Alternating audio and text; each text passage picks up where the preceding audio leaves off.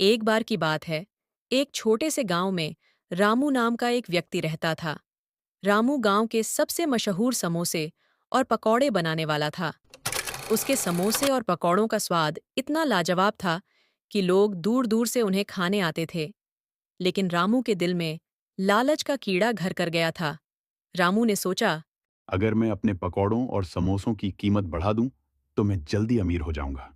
उसने अगले ही दिन से अपने पकौड़ों और समोसों की कीमत दुगनी कर दी। लोगों को यह बात अजीब लगी, लेकिन रामू के समोसे और पकौड़े इतने स्वादिष्ट थे कि लोगों ने कीमत चुकानी शुरू कर दी। रामू का लालच और बढ़ता गया। उसने सोचा, क्यों ना मैं सामग्री में भी कटौती करूं? इससे मेरा मुनाफा और बढ़ जाएगा। उसने अपने समोसों और पकौड़ों में कम तेल, मसाले और भरावन डालना शुरू कर दिया। अब उसके समोसे और पकौड़े पहले जैसे नहीं रहे, लेकिन रामू को इस बात की परवाह नहीं थी, क्योंकि उसे लगता था कि लोग उसकी दुकान छोड़कर कहीं और नहीं जाएंगे। कुछ दिनों बाद गांव के लोगों ने महसूस किया कि रामू के समोसे और पकौड़ों का स्वाद बदल गया है। धीरे-धीरे लोग उसकी दुकान पर आना कम करने लगे। पहले जो लोग दूर-दूर से आते थे, उन्होंने भी आना बंद कर दिया।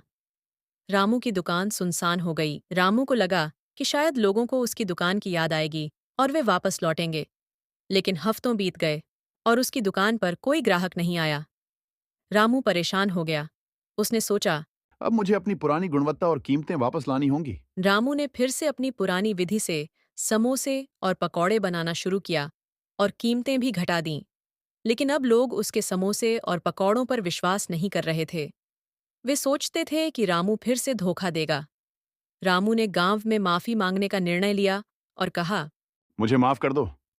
मैंने लालच में आकर तुम सबको धोखा दिया। अब से मैं हमेशा ईमानदारी से काम करूंगा। गांव वालों ने रामू को माफ कर दिया, लेकिन अब भी वे उसके समोसों और पकौड़ों को खरीदने में झिझकते थे। रामू ने अपनी गलती से सीख ली और यह समझा कि लालच से कुछ हासिल नहीं होता। उसने ईमानदारी से काम करना शुरू किया और धीरे-धीरे उसका कारोबार फिर से चलने लगा, लेकिन पहले जैसा नहीं। इस तरह रामू ने सीखा कि लालच से केवल विनाश ही होता है। यदि उसने शुरू से ही ईमानदारी से काम किया होता, तो उसे इतनी परेशानी नहीं उठानी पड़ती। कहानी से हमें यह सीखने को मिलता है कि मेहनत और ईमानदारी से ही सच्ची सफलता मिलती है।